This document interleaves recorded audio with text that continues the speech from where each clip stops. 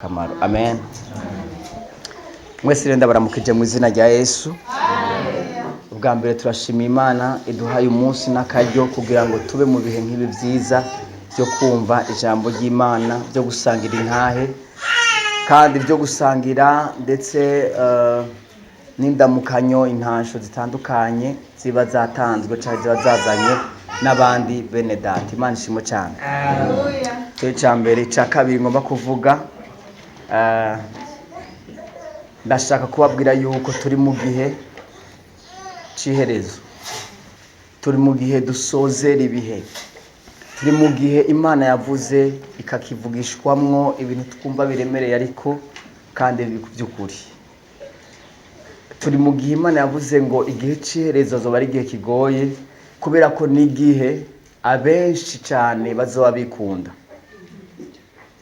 Iyo bavuze ijambo kwikunda, womenga ni kubera ko ikintu cyose gihuzako. Mugabe ni data nashaka ndabwire umukozi w'Imana nyitangiye imbere yawe yigisha ikintu gikomeye ariko bigoye gutahura. Kandi nshaka kubabwira ngo iyo bavuze ngo ni igihe cyo kwikunda, ntubifate yuko ni igihe umenga byose bizi wawe. Oya, ni igihe wewe ugira ico cyumviro. Nabo je mwese hari mwabize benshi, naho mvuga ifaransa ntaco ndabisigura. Ni igihe umuntu agira iyo conscience, agira iyo mentalite, nubwo bitariko biraza mbwara yifise. Ndababwira igituma, ni kubera ko igihe cyose wariko arayigisha canke ayimwe n'umurongozi, igihe atubwira ibintu hamwe umenga birateye ubwoba, hanyuma mbona mwese musa naho muri concentre kumviriza, kubera ko ivyo yariko aravuga wasanga umenga bifatanye nuko biradukorako, bikora ku buzima bwacu. Iyo bavuze ko umurozi ahari ucumva ko ari umuntu, sivyo?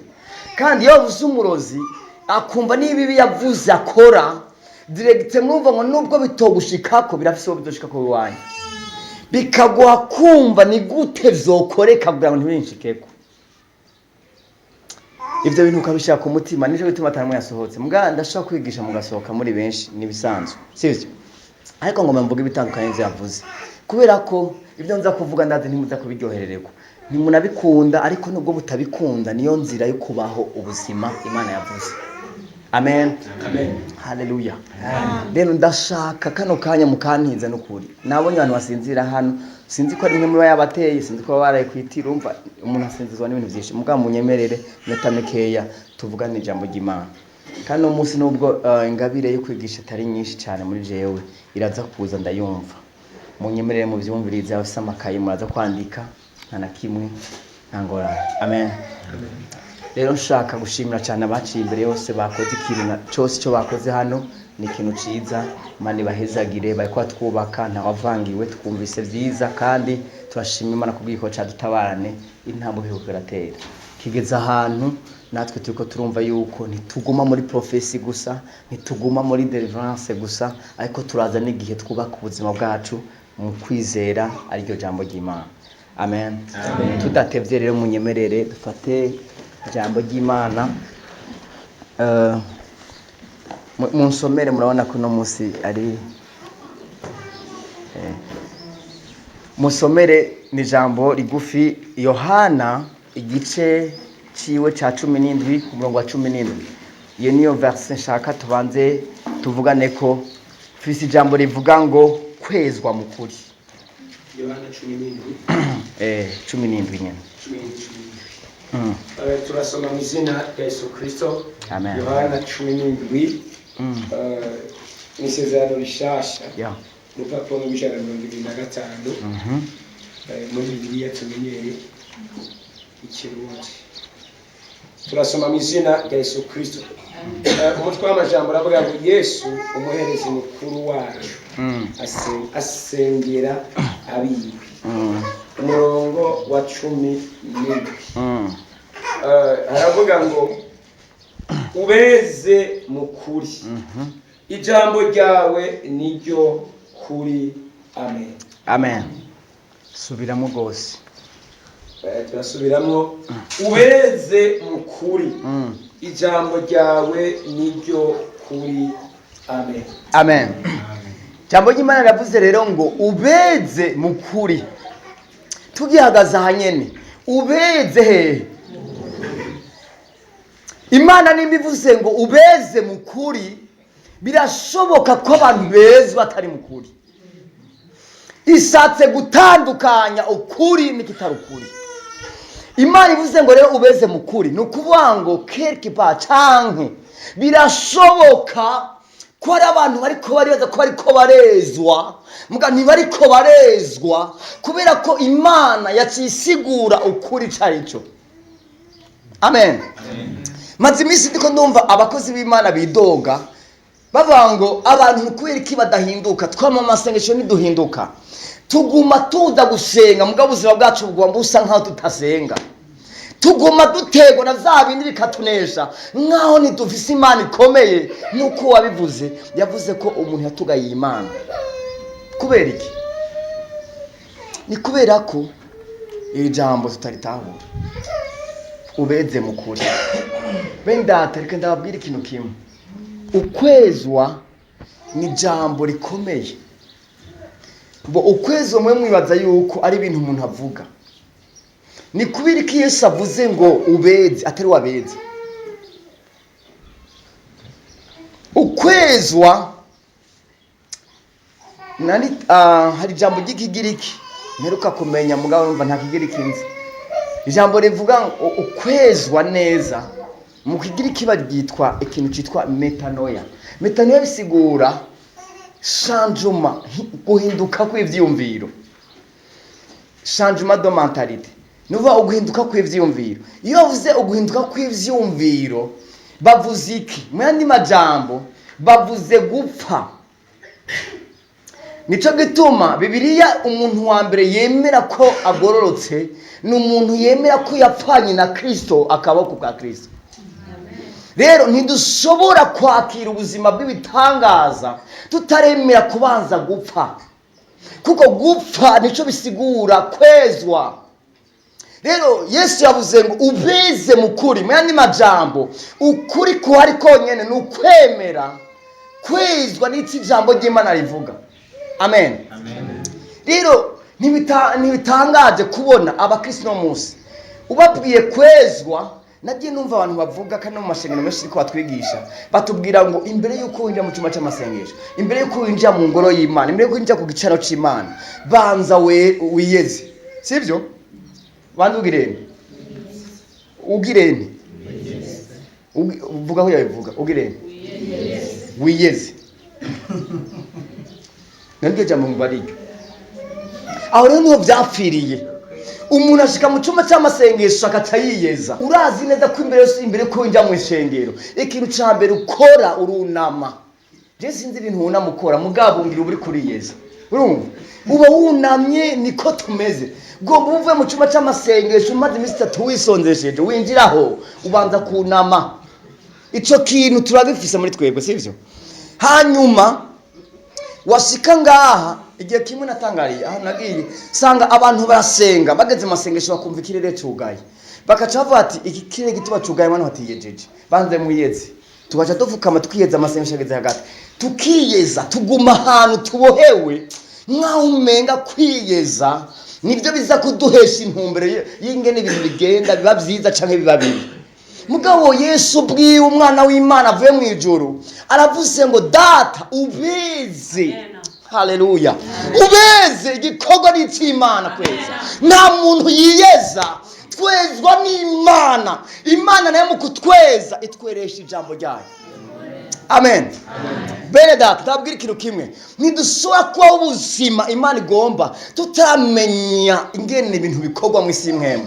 Iyo tubikoze nabi turabikora Imana ntireyagisa, mugabo nta buzima bw'Imana dushobora kwakira. Bina ndababwire je nari numvise no munsi ifisifo gikubabwira ingene ibintu by'imwemu bikora. Iyo utaramenya iby'imwemu ndaza kubasomera ijambo ribabwira ngo natangariye Yesu yagiye abantu basenga abafarisayo ariho bari abanyabwenge abantu bakomeye, arababwira asanga bose bako basenga cyababwira ngo mwebwe ndababwire musenga ibyo mutazi. Yohana igice cya 4 agomba hadusomera igice cya 4 umwe na kabiri. Numwe Yesu yababwiye musenga ibyo mutazi ku murongo wa 22. Yohana igice cya 4 umurongo wa 22 twabaje ngo Yesu avugana n'umusamariyakazi. Umurongo wa 22 havuga ngo mwebwe musenga ico mutazi, uwo dusenga ico tuzi, kuko agakiza gaturuka mu Bayuda. Icara gato mwabivuze mwese nimwiyumvire nk'ubu Yesu yocaza ngaha agasanga twe twaririmbye twataziriye twavuze ibintu byo kubohoka byaryoshe akacaza akatwitegereza acavuga ati mwebwe musenga ico mutazi nitwo mutera mu umuntu tuzatubona base pastor yaje nka Yesu acha ati mwebwe musenga ibyo mutazi harimo agasuzuguro kenshi harimo agakengego Yesu yaje asanga abanyavuga ati musenga ibyo mutazi kweko dabora agakiza kava he hari iwacu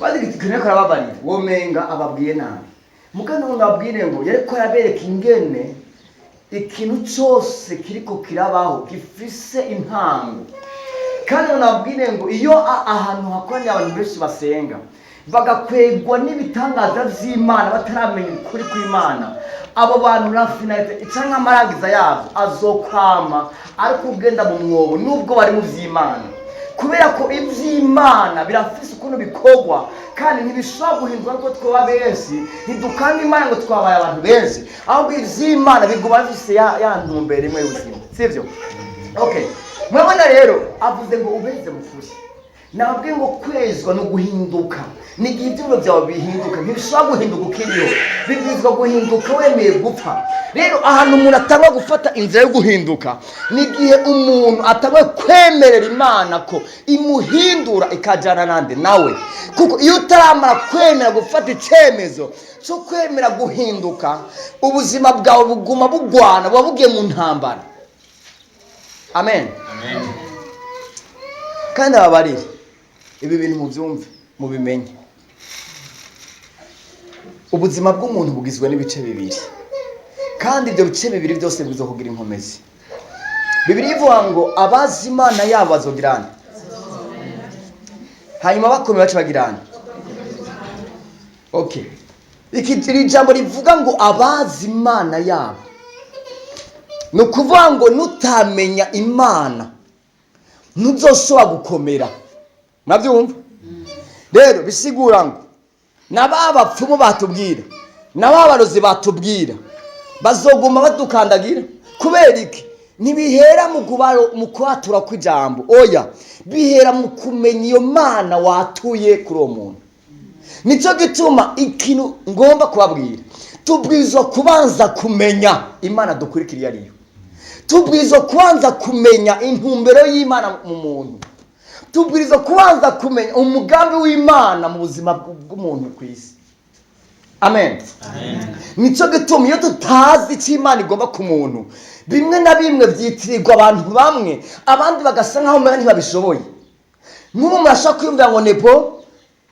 niwe wenyine ashitse hano agasenga impwemu zica zikora zica zihunga sivyo mwumvise intahe z'abantu bavuga yuko bakiriye hano Imana ishimwe cyane ko bakize sivyo muga ngo ndabirika ubuzima Imana ntiyabuhaye umurongozi ntiyabuhaye umukuru w'abariri ntiyabuhaye umupastori ubuzima bwo gusenda abadayimoni mu izina rya Yesu Kristo nta namwe yavuze ko buhaye abake umugwi w'abantu ubuzima yabuhaye umuntu wese yizera amen haleluya muga kumenya ingene ubufise nibyo tutigeze dushira ku mutima ngo hanyuma tubikore tubonye tutabishoboye turadufatanya yo kubiheba turekere basene hanyuma basene badora badusengera twitahira amahoro bisubiye kugajura tugaruke ariko no musi ngonda abwire ukuri amen rero ndababwira ngo Imana yaremye umuntu ifise umugambi munini kandi ku muntu wese hanyuma imuremera kugira ngo acike Imana igendera aho Imana ikorera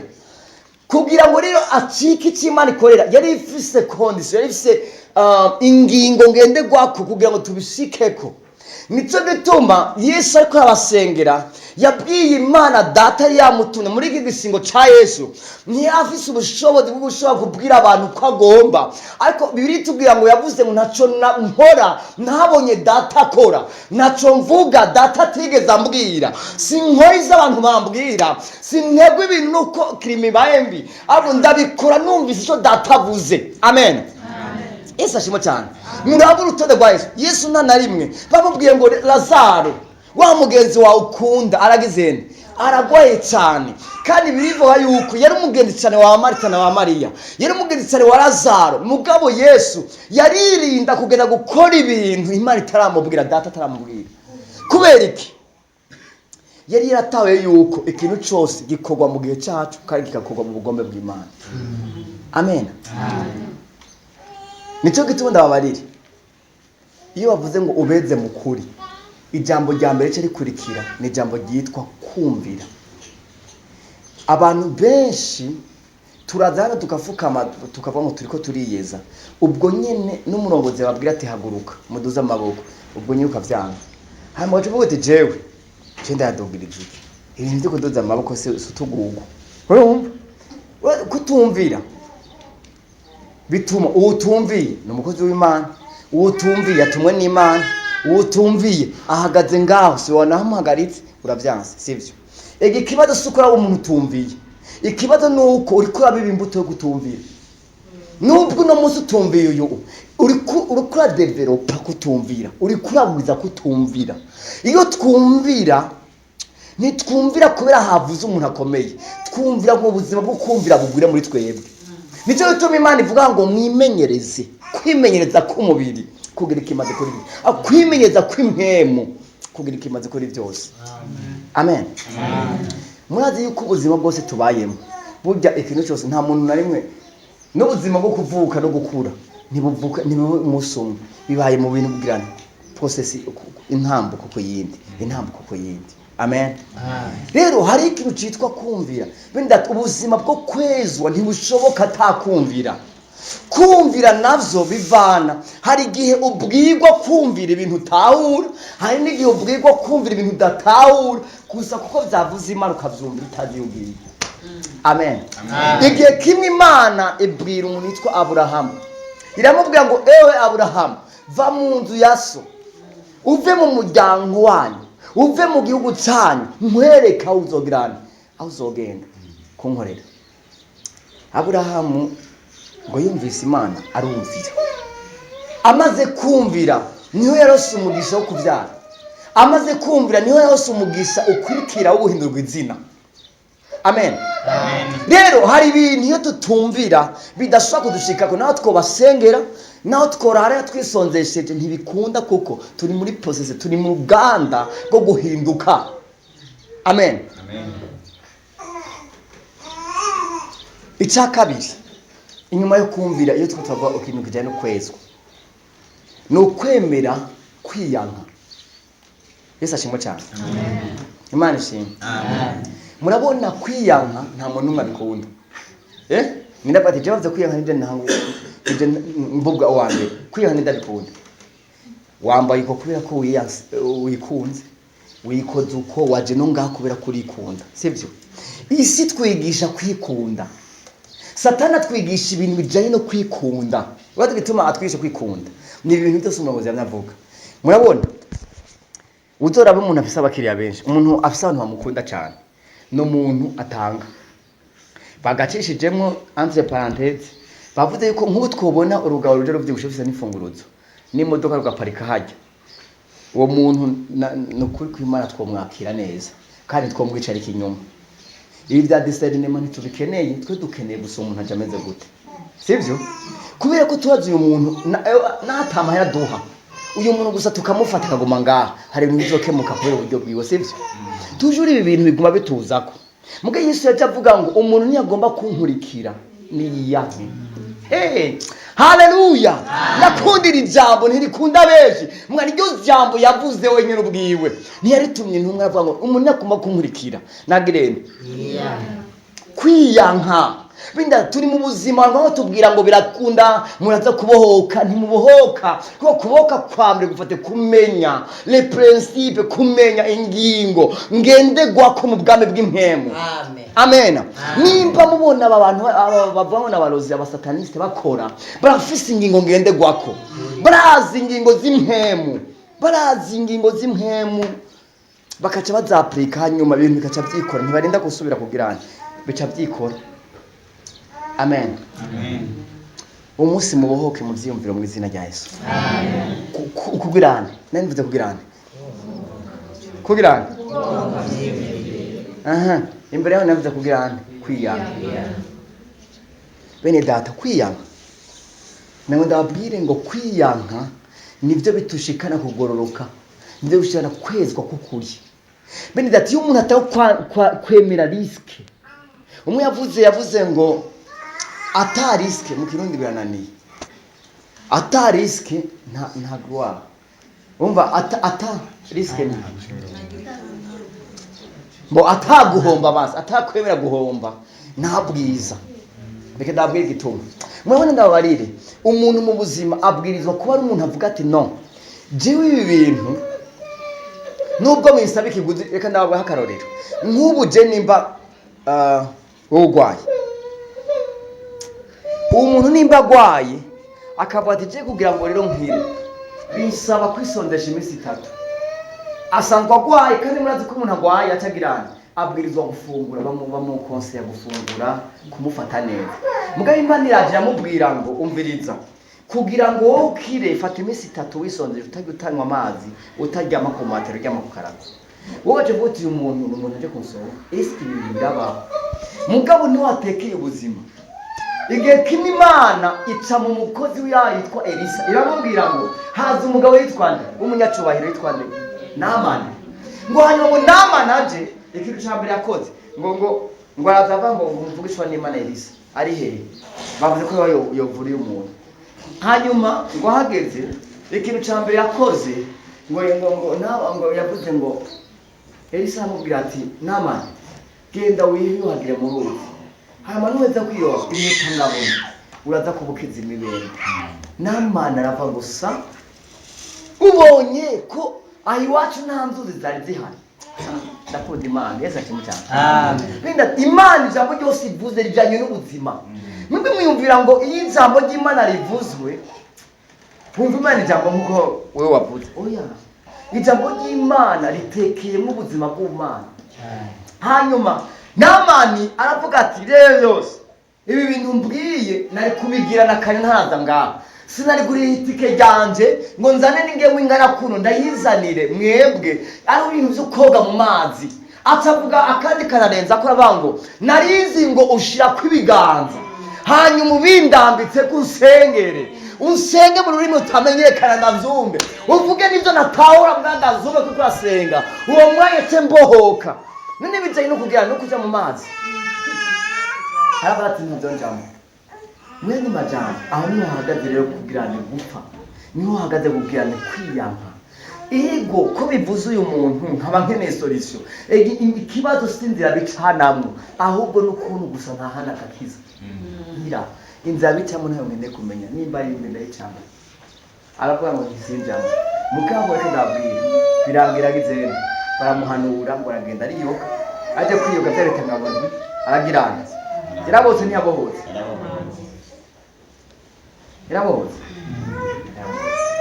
Bindata kugirana, kwemera, kwiyamba, kugira ngo ugendane n'Imana bisaba kugirana kwiyamba. Icya gatatu, ijambo ry'Imana ryatubwiye ngo ubeze mu kuri. Ikivuga ngo ijambo ry'Imana niko kuri. Reka ndabaza ikibazo, ni gute mwibaza yuko abantu bohinduka bagakira bari kure y'ijambo ry'Imana? Ijambo ry'Imana niryo rikora ibintu ata muntu yokora. Amen. Amen. Mwiko muranyumva? Okay. Muri twebwe ntimutane. Ni bangahe ijambo ry'Imana buri munsi dukoremo fana wele ni batewe asome misi yose? Ni bangahe ijambo ry'Imana buri munsi baririmbura, bagafata iminota yo kuririmbura, bakarisoma, bakaririmbura, hanyuma bakiga kugenda kujya bagiye? Ni bangahe baza? Abantu benshi ntibasoma Bibiliya kubera iki? Kuko Bibiliya bashaka kuyisoma n'itangure. Bibiliya bashaka kuyisoma ikakugumira. Urashobora gusoma amajambo ari mu Bibiliya ugasanga amajambo agumye ntatahuritse, sivyo? Ariko nubwo atatahuritse, nubwo ahantu ndiko ndacagoye, nubwo hagumye nubwo ntabitahura devoir yanjye canke ihangiro ryanje nguma ndabisoma kugeza aho Imana imishurira, kugeza aho ntahura izo ndimwo, kugeza aho ntahura ico ndiko ndasoma nkagitahura. Uyu ariko hadufata kera arabizi ijambo ry'Imana, wasanga Bibiliya y'abakizwa isurinye yarashafuye ku rugezo rwo hejuru. Mbwa no muso yitunga imyaka 5 ugasanga yacari imbere, yacari ishasha. Ukaca bete ngo ni ufise kabiri y'agatesa, ubu rero duca dupfunyikwa bakaca bakazana, akaca kazana mu ishenge ngo ubasha kujya mu ngo afata neza Bibiliya yawe. Ni wowe wa mbere ufata na Bibiliya, kuko we ntuyisoma wamuyizana uyikuye wayibitse. Nidutamenya ko ijambo ari ryo rihindura ubuzima, ntidushobora gushika ku kwezi k'ukuri. Reka ndabakarore nyange umuntu bazahana ndabere ijambo ry'Imana ngene rimeze. Okay, uyu hagarara ngaho, uyu unye sipoza ko uyu unye twese turuwe ntituri babiri. Okay, ni hanze n'uwundi nyaruka. Okay, aha twese turi Imana imwe, sivyo? Turi Imana imwe, murabibona? Mugabo Imana Data oya jagati.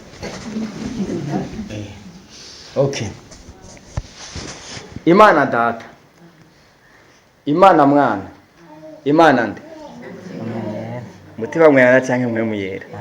Turavyumvikanye ko mwabonye, mugabo si Imana zitatu, ni Imana imwe mu butatu. Mwavyumva ukuri ko Imana ikora mwijuru. Iyi niyo communauté y'ubumana canke ubu nibwo bubanyi bw'uma, ukuri ko Imana imeze. Kandi nababwire ngo umuntu atemera ubu butatu ntiyemera Imana nimwe. Mwanumva amashengera mwamwe avuga ngo bemera Imana Data ngo muvuga ngo Yesu si Imana. Abo niyo Data ntibayemera, kuko nta Mana Data, nta Mana Mwana, nta Mana Mpwemu Yera. Ni Imana imwe mu butatu, sivyo?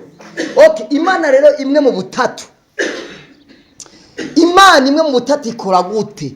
Kugira ngo dutahure ingene ijambo ry'Imana ritandukanye n'ijambo rya Claude canke rya Stefano canke rya Elifaze canke ry'uwundi muntu.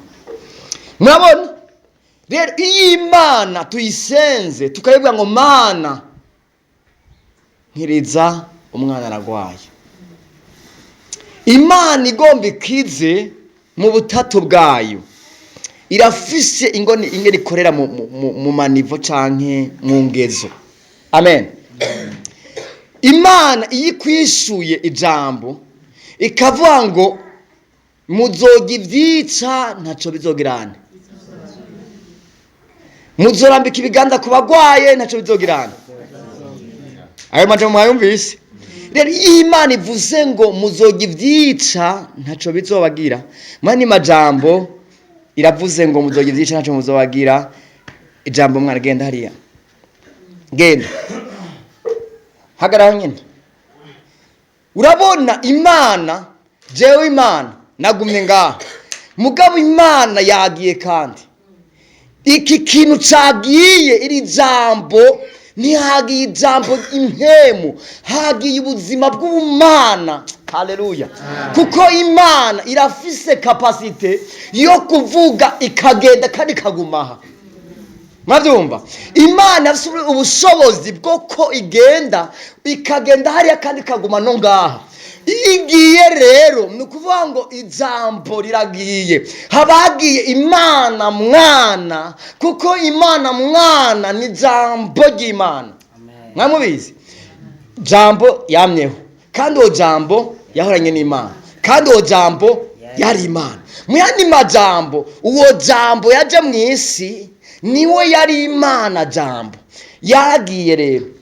Reka ndabeke ingene ubuzima bw'impwemu bukora. Uyu muntu yagiye, bwa buzima bw'ubumana burashititse kuri wa muntu yariko arasenga, hanyuma buca bukora igikorwa c'ubumana. Nico gituma turashaka kurya ivyica ntidupfe, atari ko tudafise natire y'abantu, ariko ari kubera ko ijambo twizeye ryagize ubuzima muri twebwe. Amen. amen, jambo yagiye hanyuma urarivyica kugira ngo rero ntibikwice.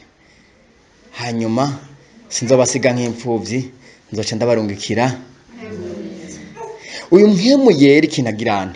Wariye uburozi kandi burya burozi ntibuca buhindura kutica burica.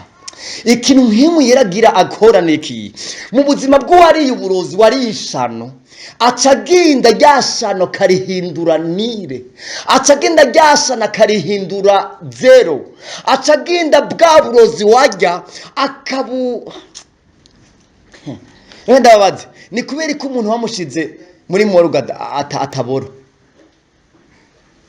Umuntu yapfuye ikiziga baca bacikora muri moruge kiyasha kumana umunsi muri moruge ntikipfe, imisi ukwezi muri moruge umuntu agasana yaboze ntanyo ziriyo, haba habaye iki? Mwani majambo rijya barafu rirashobora gufata ubuzima umubiri ukaguma sinzi no vyita ku buryo atanye, kuko kenshi umuntu dekomposition canke kwigabura bijya bihimba by'umubiri bitanga kuzamwe inyo bivana n'ijya kirima n'ubushuhe buhari. Iyo ikintu kikanye namwe mwese mufite amafirigo wanyu, ikirushize muri firigo kirapfa kirabura, kuri iki gitabura none kuri aho ubuzima hariho ubushobozi bw'ibarafu butuma ico kintu kiguma ari kizima kimeze uko nyene. Sinzi no bivuga mwavyumvise rero. Ibi bice bitatu by'ubumana niki kuntu bukora. Uyu mpwemu yera rero nizo jambo yagiye ashikayo, hanyuma jambo ashitseyo yaciye atangura kugaragaza ubuzima bw'Imana muri we. Mugabo mpwemu yera wewe agenda agafata na wa mugera warungiko na bwa buzima bwa satani canke bwa bupfu bwa satani bugaca butanga kugirana, bugaca butangura gucika ubusanire. Ingorane mu buzima bw'umuntu igapfa, waragwaye umugera ugacika nire nta bushobozi gifise, waragwaye diabete gacika nire nta bushobozi gifise, warafise umugera wa kansere, impwemu yakaza akawica. Hanyuma umuntu agacaza akavuga ngo nega nanakize byagenze gute?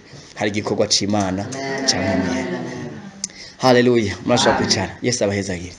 Imana shimo cyane. Aha rero niho hatangwa kugaragara ubuzima bw'ubumana mu bantu. Ubu buzima bw'ubumana bwagaragaye hehe? Ubuzima bw'ubumana igihe kimwe Shadraka, Meshake na Abedenego babatereye mu itana ry'umuriro. Nama nkunda kajya karorero keza bibiri tubwire. Haleluya. Ngo bageze mu itara ry'umuriro, ababateruye ngo bafatwa n'umuriro, ako abateruwe ntibafatwa n'umuriro. Hari habaye iki? Bari bamaze gucika ubusabane bw'ubuzima bw'Imana bwa mpwemu yera. Amena. Ngo bageze mu itara ry'umuriro baratanga mwandi majambo ikiyo cyatangaje abantu nukuntu bari bafise umubiri w'abantu, nukuntu umubiri wabo wari ushobora gusha mugabo ukaja mu biro ntushe. Habaye iki? Haleluya. Benda Imana tubwira kwezwa no guhinduka mu buryo bw'ivyumviro bikaduha kugenda ku madimension isi idashobora gutahura, bakizera Imana para ko babitahuye, bakizera Imana kuko vyabasize ubwenge. Amen. Pawulo ashaka bivuga neza, acavuga ngo ndababwira ikintu kimwe ngo abadafise mpwemu yera ngo ibi vy'Imana ashaka kubitahura ngo ko kuri bo niki no bupfu. Okay, kadabwire bageze mu itara ry'umuriro ndabazane ko iki batahiye. Bari bafise ubuzima bw'Imana. Ubu buzima bw'Imana bari bafise nibwo na Daniel afise mu cyobo c'intambwe. Imana shimo cyane. Ubuzima n'uno munsi baca ariko burakora mugabo gituma budakora kubera iki? Hari urugezo rwo kwezwa tutagerako, kubera ko turagwanira isi kurusha ko tugwanira ivy'impemu. Ivy'impemu birakomeye kurusha ivy'umubiri. Nawe ndababwira ikintu cyose kiri mubona, ikintu cyose gifadika, ikintu cyose giserutse kibageje kuronka karimbi kwa kiki kirafise intango kirafise n'iherezo. Mu gidafise intango n'iherezo ubuzima bw'Imana. Nico gituma birivuga ngo abamwakire bose baho baca mu gucika abana b'Imana. Niwe batavyawe no kwifuza ku mugabo cyangwa ku mugore cyangwa ku mubiri, ariko ngo bavyawe n'Imana. Nimwumvira abantu bavyawe n'Imana bakora ibikorwa nk'ivy'Imana kuko Imana yaduhaye ubwo buzima. Amen. Ndangiza rero ngo ndangise. Yesu ashimwe. Asifiwe. Amen. Ahimbazwe. Amen. Amen. hari ikintu umurongozi yavuze ngomba ko turangirizako tuko twiga ku kintu bijanye ubuzima bw'iki bwo kwezwa bw'ukuri. Kwezwa by'ukuri nibiye ibi bintu zose twakiriye bitari ivyo tubifute. Kwezwa by'ukuri rero n'urugezo rw'umuntu atangura guhinduka hindurwa n'Imana, gutangura guheba ivyo yakunda, gutangura gutandukana n'abakunda, gutangura kuva mu marigara. Imana ikamumaza indwi mu nzu imubwira ngo ndiko ndaguhingura, ndiko ndagutegura, ndiko ndagomba kusa nk'uko nsa, ndiko ndagomba kumera nk'uko meze. Amen. Ndangiza nsomera Luka igice ca mbere 80 ndarangiriza. Luka igice ca mbere umurongo wa 80. Munyarutse kubw'umwana uhageze ahadusomere Luka igice ca mbere ku murongo wa 80. ubisoma uhagaze. Haleluya. Luka igice ca mbere ku murongo wa 80 aratubwira ngo nyamwana arakura abwiza inkomezi z'umutima aba mu bugaragwa kugeza umunsi yerekewe kwa Bisirayeli. Subiramo. Nyamwana arakura. Umviriza. Nyamwana aragirana. Ivyo mwese ntimukura. Yego. Agwiza inkomezi z'umutima. Mwumvirize rero. Agwiza inkomezi z'umutima. Uku gukura kwiwe wohava wengana uko ku mubiri. Ugukora kugira ngo ni uburyo bw'umuntu akura. Oya, yeko amubwira ngo agwiza inkomezi. Iyo umuntu akura mu buryo bw'umubiri agwiza inkomezi z'umubiri. Iyo umuntu akura mu buryo bw'impwemu agwiza inkomezi z'imwemu. Uyu mwana ariko arakura ntiyakura mu bijyanye no kugaburirwa ibyo kurya by'umubiri, yakuze mu buryo bwo kugaburirwa ingaburo y'imwemu. Ingaburo y'imwemu yarose yamuha gukomera indani, yamuha ubushobozi bwo kudatinya intambara, yamuha ubushobozi bwo kudatinya abantu, yamuha ubushobozi bwo gutandukana n'abantu ntagire ubwoba. Amen. Agwiza inkomezi z'umutima aba mu bugaragwa. Ako mwumvira iki kibando ndagikunda. Yesu ashimwe. Bangahe bakunda ubugaragwa nkanje? Mwaje gituma ndagikunda suko coroshe kubamo. Ni kubera ikibanda c'ubugaragwa ni kibanza atamuvye yo gusabira. Ni kibanza atamuvukana bosenga bagusabira. Ni kibanza atamuntu agukunda gusabira. Mbwa urukundo rw'Imana rwazi yuko aho hantu niho ducurirwa. Niho dukirira ingwara zibwina, niho dukira amakansere y'ubwibone, niho dukira amakansere, haleluya, y'ubwishime, niho dutegurirwa. Haleluya. Agwiza inkomezi z'umutima ariko akurira he mu bugaragwa. Bindata niutemera kuja mu bugaragwa hari igice cy'Imana utazopfura hose muri wewe. Ndabarira ikintu kimwe. Niho tunanirirwa. Iyo umuntu ari mu bugaragwa yibaza ngo Imana yamwasa. Ukaje usenga amasengesho bw'Imana gukora mu bugaragwa ntigukureyo kuko iraza yo capacity tutaronka tari mu bugaragwa. Hari urugezo rw'inkomezi tutaronka tutari mu bugaragwa. Mu bugaragwa bene data birivuga ngo Abisirayeli ngo yemera kubatisha mu bugaragwa ngo kugira ngo ibahingure, ibahe kamere yayo, ibahe kwihangana. Haleluya. Imana ishimwe cyane. Mu bugaragwa niho Imana ipimira kamere. Ndabari ibintu z'ingabire. Ingabire mwese murazifise, mubona zikoresha. Mugenda ndababwire ngo ikintu kitiganwa ni kamere. Ikintu kitigana ni karagiteri. Karagiteri guca bugufi. Gomba uyigane mu ijoro wakubise kopfa umuntu. Niko bimeze. Nigeze kubona umuntu yarakaze turi mu masengesho. Yarahimbaza. Umunsi umwe turamushavuza arahimbaza ntitwahimbaza. Ahimbaza bati nimuririmbe bagabo. Biranga. Ntimuririmbe. Akatunga kira iforo zose ziwe mugabo akabona abandi bose baricaye. Acha afata ipeni. Ayitera wa mbere ngo hamwe murakomeza amutera ipeni ndavana n'ibyo gutera ipeni. Amutera ipeni turi mu masengesho.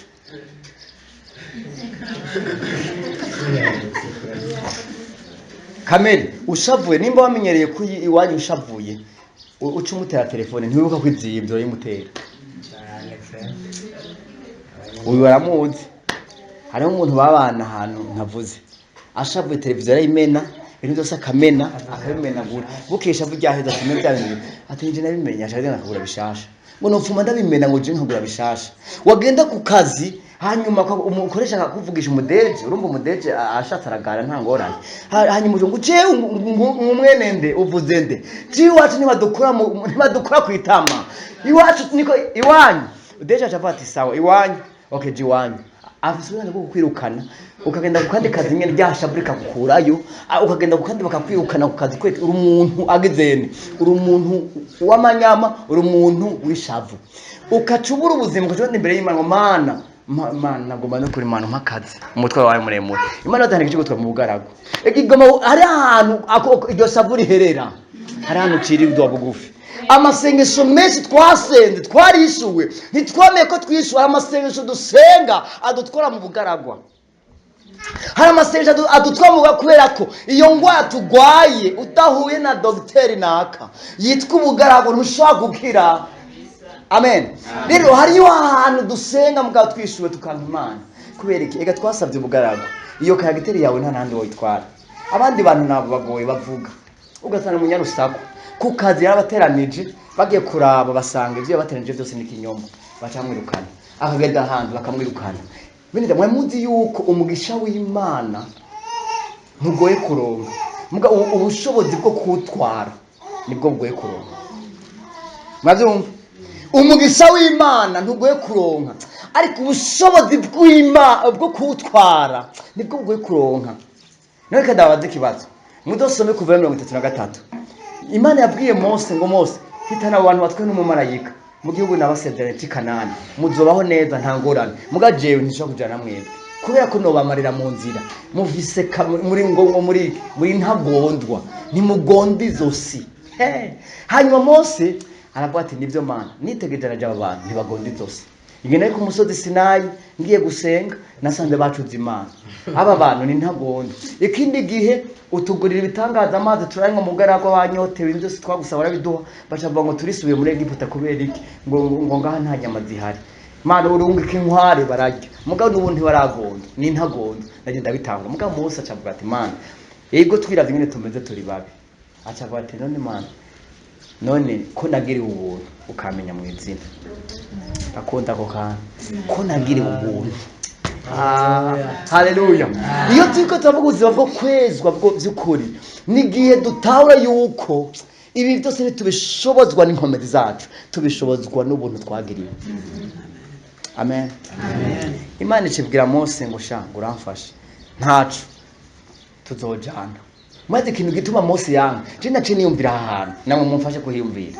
nimwiyumvire wewe Imana ivuze ngo nimugende mu gihugu cy'isezerano mwandi majambo ninkayo kubwira ati fani we genda ku kazi ntiwasenze ndaguha kazi genda ku kazi muga ntitujana ku kazi mugabo uzoronka amafaranga utunga umuryango mubeho neza muga je ntitujana wete kintu Imana yari mubwiye Mose yamenye yarazi Mose yuko kugenda kuronka ivy'Imana ntibihagije kwakira kuronka umwana ntibihagije kuronka amahera ntibihagije ariko kuronka inkomezi zo gutwara amahera nkaguma ndi wa wundi kuronka inkomezi zo kuronka ubushobozi bw'amahera nkaronka amafaranga bose bakabimenya nkaguma ndamutsa abantu bose nivyo byari bigoye nivyo byasigura kujana n'Imana yari capacity y'ubumana mu Bisirayeli Imana ishimwe cyane Mose abati nibikunda hari ikintu nzoba nkihaniwe nafise ubu bushobozi ego ibintu nabwiye ikintu kimwe nabwiye nyamari mu migani havuga ngo ubwiza bw'umukobwa nibwo umushikana he ibwami siko nababari ubwiza bw'umukobwa nibwo umushikane bwami ariko imisa azomarayo abihabwa niki n'inyifato yiwe n'ingeso mwari muzi yuko umuntu ashaka kubona ati ni mwiza abagore asha akaza kukuresha abonye urana nkaho kuri mwiza uti Yesu ashimwe rero bakakuraba ubwiza bakagutwara sivyo hanyuma mugabo ntibisigura ko urugo rw'ugutwaye rudoce ruba rwiza ubuzima bw'urugo rwiza ntibihagaze ku isura ubuzima bw'urugo rwiza ntibihagaze kuno twenga ntibuhagaze ukuntu ugumanye n'udutwengera. Ubuzima bw'ubwiza, umviriza, ubwiza bw'urugo buhagaze ku nyifato muzogira. Haleluya. Uwo mwitwa mubi, wowe ubaza ko ari mubi, uwo mugore wawe cyangwa umugabo wawe baguma bavuga ni mubi, ni wowe uzi ubwiza. Kuko reka ibintu by'ububi mwe ntimubizi. Bihagaze he? Bihagaze mu buryo, buhagaze mu nyifato, mu ngeso, n'ibihe bintu yihanganira. Haleluya. Bene data, iki nico gihe Imana igomba ko twezwa mu kuri. Ukuri ni ijambo ry'Imana, ukuri ni ico Imana igomba ku buzima bwawe. Reka kwiyoriyanti y'abandi biyoriyansi, no, ezwa, tunganywa, janwa aho Imana ikakubwira kuja. Kora ivyo Imana igomba gukora. Reka kugaruka vyase ngo ubwire Imana Imana reka vyase cyo kubwira ati sinarimwe, ariko tugomba kwezwa mu kuri. Imana ishimwe cyane. Amen. Ndababwire iki kintu kirakomeye ku buzima bw'umukristo. Tugeze mu gihe muri generation ibintu byose tubikora tuvanga. Sibyo? Murabibona? Umurinzi akaririmba, hamarangije kuririmba, yakoze neza. Mugabo akibagira yuko kugendana n'Imana ari ubuzima bwo kwezwa, bwo gutungana. Kugendana n'Imana n'ubuzima bwo guhinduka. Isengero ritagira impinduka naco si isengero rya Kristo. Imana yaduhamagaye kugenda duhinduka. Duhamagara ubuzima bwo guhinduka. Iyo rero tuba guhinduka nubwo buzima bwo kugenda tweza. Yesu ashimwe cyane. Yesu ashimwe cyane. Haleluya. Haleluya. Yesu ashimwe. Haleluya. Bwana Yesu tugire gutya. Rero ivyo bintu bice bituzana ahantu Daniel yavuze ngo abazi Imana yabo bazogirana. Hama nibamara gukomera bazoca bagirana. Bazokora ivy'ubuhizi. Rero aho ivy'ubuhizi bihera biba twavuye kwizo ngazi zibiri. Ingazi ya mbere yo kugirane yo kumenya, ingazi ya kabiri kaci yitwa kugirane gucika gukomera. Hama tumaze gukomera tuza dukora ivy'ubuhizi. Mugabo iyo ugomye gukora ivy'ubuhizi utaramenya kandi ngo hanyuma ucike ukomeye birakugora ntuzokubishitseko. Amen. Amen. None Ornella ngo hano uyu Ornella wavuka mu bwiza, sivyo? Ni uvuka uyu avuka mu bwiza. Uyu rero uyu boduha twese umuhi ndabere kata kama izi ni isuka dufise dushaka turime rima turamwe barimo rima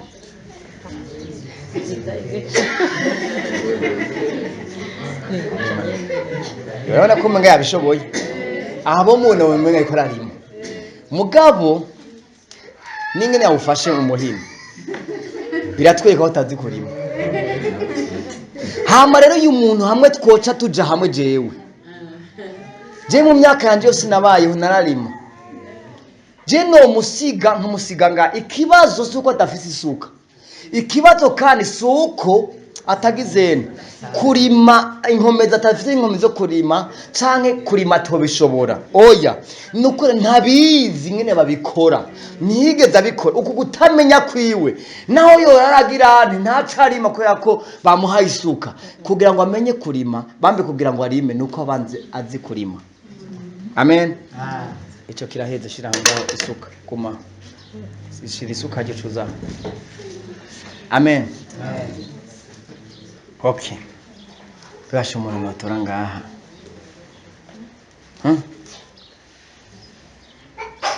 Ngoyo. Changi ngoyo. Wovuka. Muyinga. Muyinga. Okay.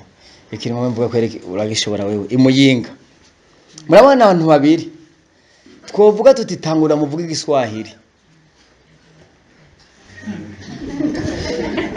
Uyovuga sindi byo yovuga ntavyonze. Kuko sindi ko ndanakiza.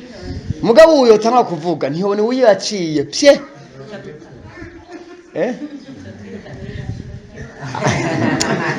Okay. Urumva musanze shaka kuvuga iki?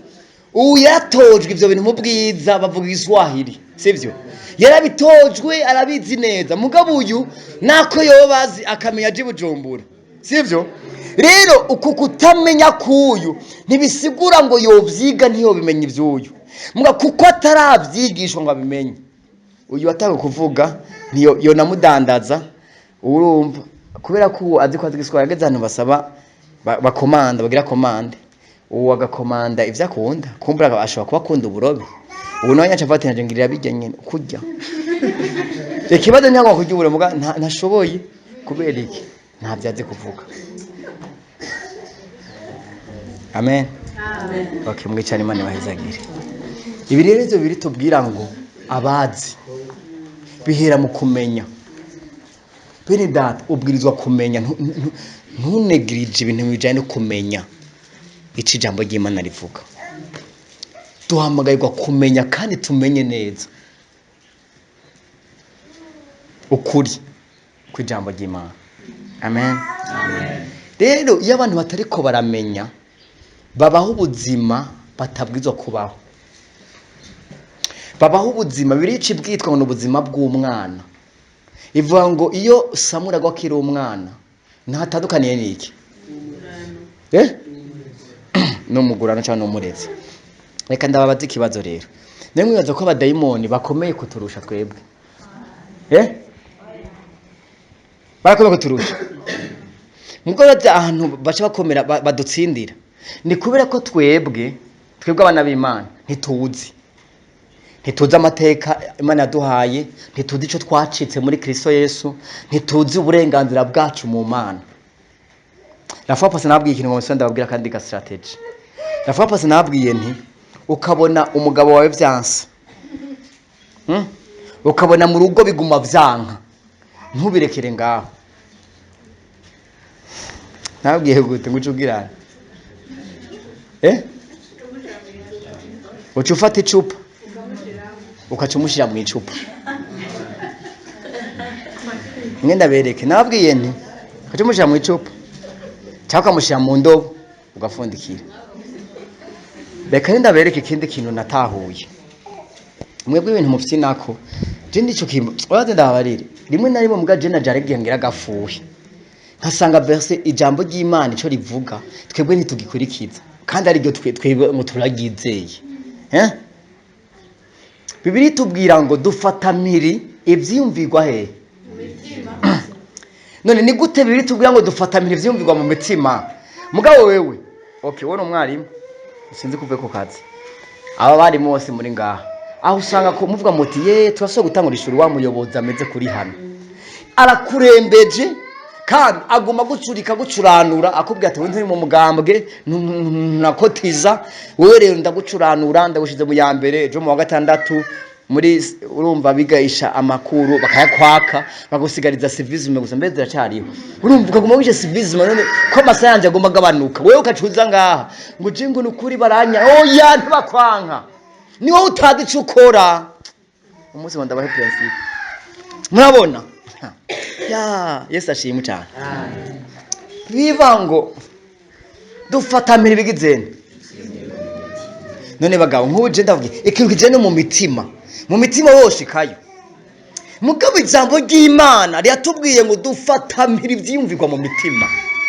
aha rero ngo ndabereka ingene mugiye kubikora abagiye kubuzi mu mutima ntiwo hashika sivyo kandi mugani Imana yaduhaye agise gushikayo no gutuhashika nk'abantu okay fata urupapuro rwawe ucufata urupapuro directeur wawe yitwa ngo turamuza amazina yose cyo mwandika ngaha ku izina yitwa naka amazina y'ababiri hanyuma umuyobozi w'ishuri yitwa ejya nyene hanyuma uco buti jewe rero naka wowe witwa je naka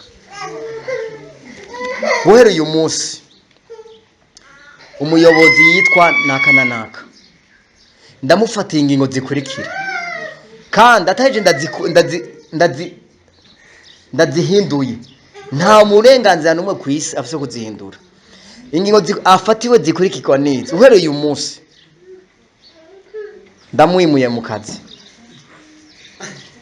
kuko yahanuwe kenshi ntiyumve ndamwimuye mu kazi ndamuhaye amahirwe yo gukorera mu kindi kibanza je ntarimo, kandi bigizwe na jewe ndabisinye mu izina rya Yesu Kristo umucunguzi wacu, amen.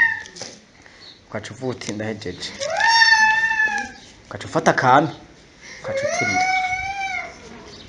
Urazi ikintu hejeje gukora wewe, ibintu si ubusazi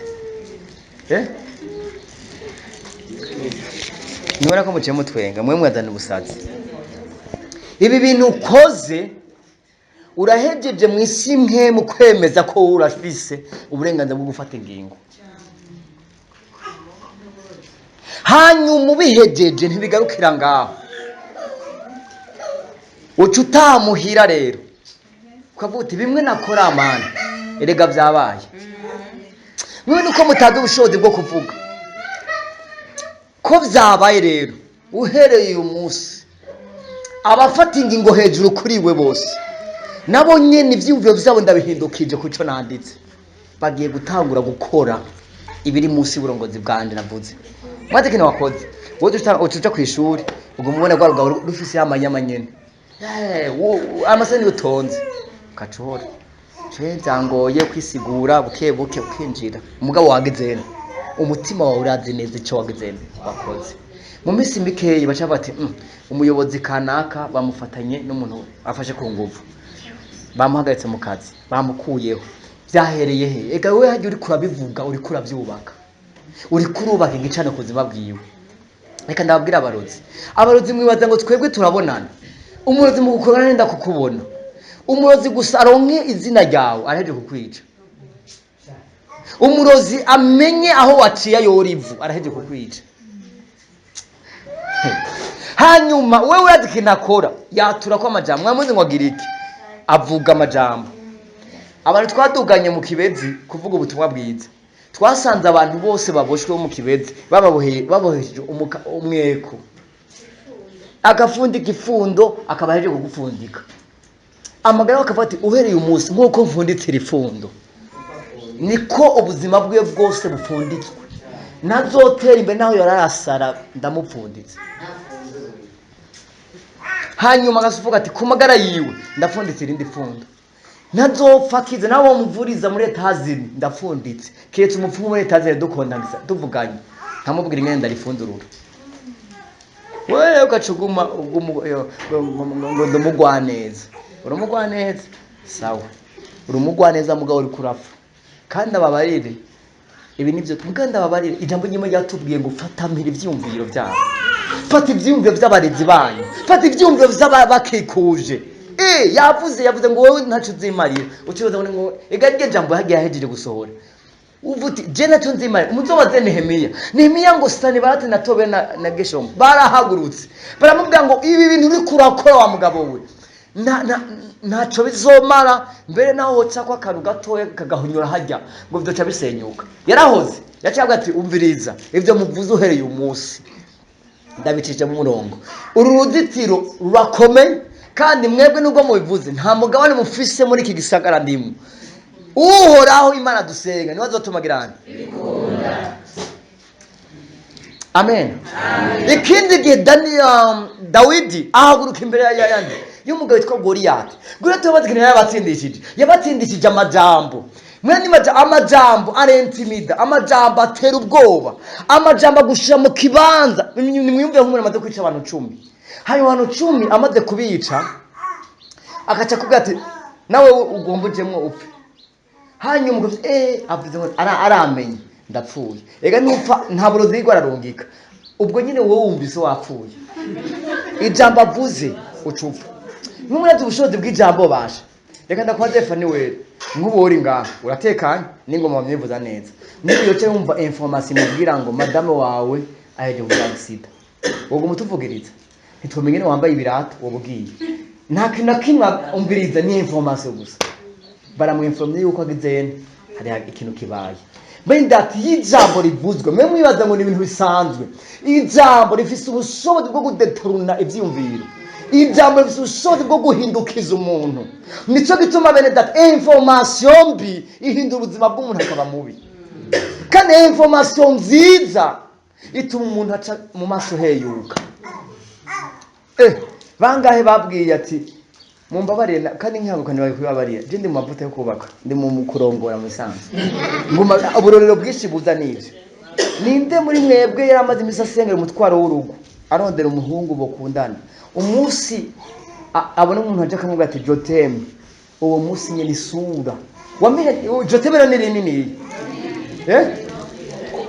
mu rugo rifise point ngana gute ibaga papa yangu joteme ni rinini ni jenate ni jena m na t jenate na m mbwa nimwiyumvira ingene joteme risura kugira urugo rigahindura ubuzima bw'abantu urugo rukagenda ruri uhagaze kuri joteme yatata yasohoka guseza atavuze joteme acha bati none kuri musitangwe joteme ni joteme ni kibazo mukiketa bari ni point bafite ico kintu kiratekeye ibintu nizo tubirivuga ngo ubushobozi bw'ubuzima n'urupfu bihagaze mu bubasha bw'ururimi mwemwe nimuza cyabaho kandi abizeye ivyo gwamye bazobijya amen rero nababwiye ni kuvuga wege imbere kujya ku kazi niki kintu bene data ibi byose biri mu buzima nababwiye ngo gukora ibikomeye nusho gukora ibikomeye utazi nyine babikora wowe ugiye ku kazi ndaba iyo uvyutse ugiye ku kazi uvyuka uvuga gute je nabonye abantu bavyuka ubwo nyene WhatsApp bakaca kuri WhatsApp acabona ama audio nk'atanu acabona akayumviriza ari na muri ayo ma audio arimo information akaba ari yuherako mugabo reka dabari iyo uvyutse muri matinali ukavyuka ugasenga ukatura ubuzima bwawe hari no Kristo arababwira ngo tegura umunsi yashaka kubabwira yakoresha igatera mu mugabo bijya binisigura ngo imbere yuko ari inde information ukeneye urakeneye information ya Yesu urakeneye information ya mpemu yera byuka usenge kuza wumva mpemu yera icavuga avuze iki kubuzima bwawe ukumva guhaye ijambo asha iyo jambo nijyo ngiye kwirirwa no munsi andi ma information yose ni nire essence kubuzima bwanje yabameze ijambo ntwaye no munsi gitwa kugirana ntucobogore ntutinye ntugira ubwoba ndi kumwe nawe iryo jambo tatanga mwene majambo rero amajambo afise ubushobozi nico gituma tugomba guhindura ibintu bifate mu kirundo tugirane tumenya ingene ibintu bikorwa mu kuvuga barongozi bakozi b'Imana bantu mukora ubuzima mu isoko wowe kandi ajya barozi baraturusha umwete wewe udandaza kwa Siyoni uja kugurura saa 2 cyangwa saa 3 uteje ndabandagaza nta bakiriya bahari mugabo umurozi wewe yavyutse 5 cyangwa saa 10 kuharuka kugira ngo wewe uze gusanga abakiriya bose akabakwegera hari ni kuri ko abakristo batinya bamizima vraiment mu mizimo urazi ko muri kumwe ivyi wawe bizotera imbere sivyo kubera iki urazi neza kumenga arakurusha imbaraga ko arazi vyakora reka ikintu nakurusha nacuzi akurusha ubwenge kuzinduka wewe kuko wazindutse neza mbi waruzi yuko shaka kuvyuka muri matinale cyangwa vyuka mu nzu yiwande matinale ivana naho yigirira ukaboti je uyu munsi ndawuremye uyu munsi byiza biramurikira nka David ineza nimbaze biranyomako uyu munsi uhoraho niyo mungere wanje sinza gukena abantu bose ndabakweze mu byanje abakiriya bose nahandi biyumvira bakivyuka biyumvire byo wanje ivyo nje biba vyiza cyangwa biba bibi barabikunda kuko kuko kwimana kuri muri byanje amen gira ico watuye Yesu ashimwe cyane ndababarire burya umunsi je muniyumvira ko umunsi ugitanguye nta kintu nakimwe kiba uburi vide vraiment mugabo ikintu biza kugira n'ibintu bawuvuzemo swate babi swate beza niho rero ubuzima bw'umunsi buza kugenda shaka rero kurangiza ndabwira ngo bene data tugomba kuba abanyenkomezi mugabo kuba abanyenkomezi bifise ingene bikurikirana rero bene data ijambo ry'Imana ryatubwiye ngo bihera mu kwezwa ariko twezwe hehe ndabatumiriye ndabenginze mugende musubire mwige kugira apana kwezwa mugende musubire mufate Bibiliya musubire mwicukure mwifuze kubaho ubuzima bw'ijambo ry'Imana kubaho ubuzima bw'Imana iri kuyavuga ku buzima bwawe nituburongorwa nuko abandi babaye twe tubayeho kuko Imana ivuga kuko nababarire ugiye kuraba ko abantu babayeho nabi kubera ko batigeze bamenya umurongozi w'umuntu ko ari mpemu yera ko ari ijambo ry'Imana nico gituma mu ibura ry'igitoro canke mu igwira ry'igitoro uzoguma ubaho kwa kundi ntibifata ko cabuze ahubwo uzobaho kw'Imana iko yavuga kugirane kubaho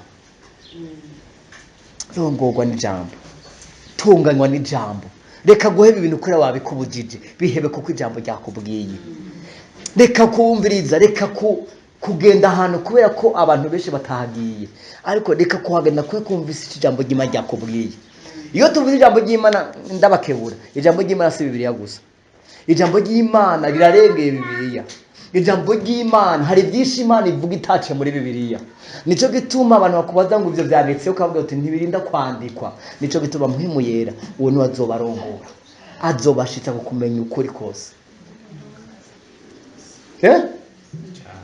nivyo sivyo ijambo ry'Imana rirengeye Bibiliya none ko waje wambaye uko Bibiliya ntiyakubenga uze wambaye iyo mpuzi isuku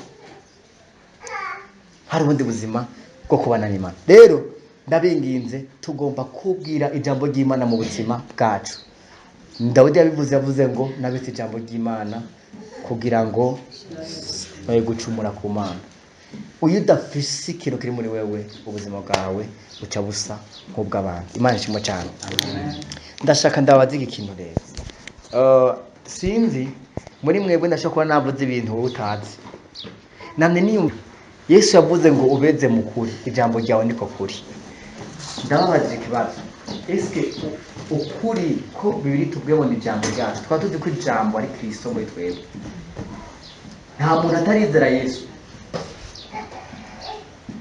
muri twebwe kandi ari hano ashaka kuvuga ati jewe bya Yesu cyangwa ashaka kuvuga ati jewe ibyo by'ukuri muhamo mbarira kuko nababarire hajya ibintu byose byubakiye ku ntango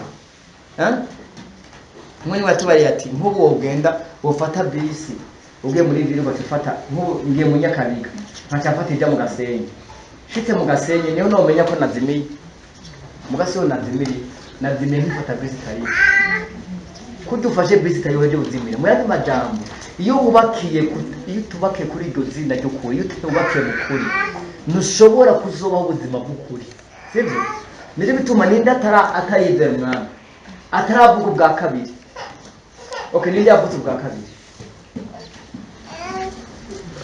yagomeze hejuru kuko ngo ndabazi ibibazo yagomeze hejuru umunsi ngo ndabazi ibibazo bibiri ikibazo cya mbere umubwira umunsi wavuze ubwa kabiri iyo tariki hanyuma ucumbwira ni iki cyabaye mu buzima bwawe cyo kwemeza yuko wari uje kuvuga ubwa kabiri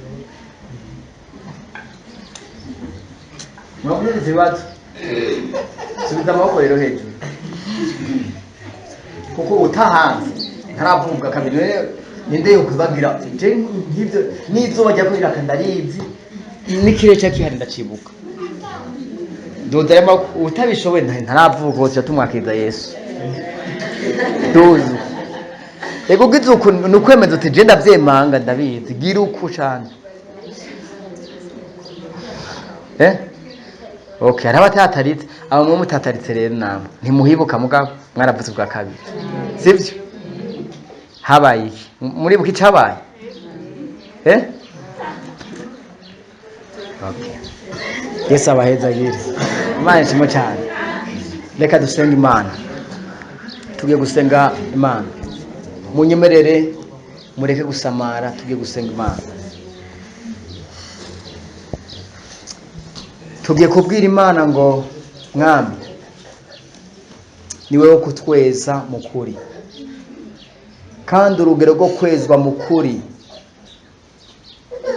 bihagaze gutahura no guhishura iguri muri twebwe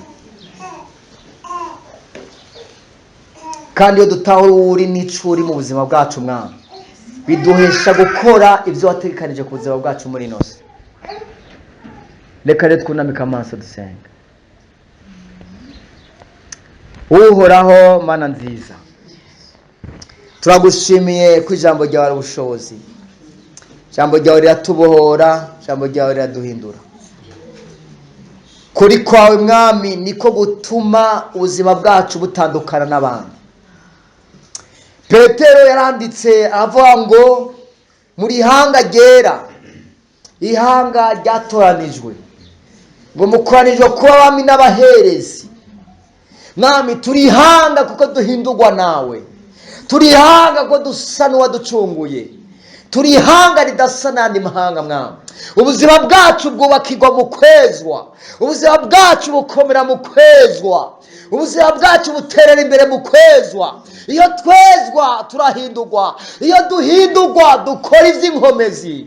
Daniyeli yakoze iby'inkomezi kubera ko yasa nawe. Mwami ndagomba ngo igihe cyacu Mwami uhagurutse urungano ruhindurwa nawe Mwami, rudasa nk'uko isi iri kuravuga, tutimura iby'isi ifise Mwami, ariko isi yimura ibiri muri twebwe, bagahindurwa nawe Mwami.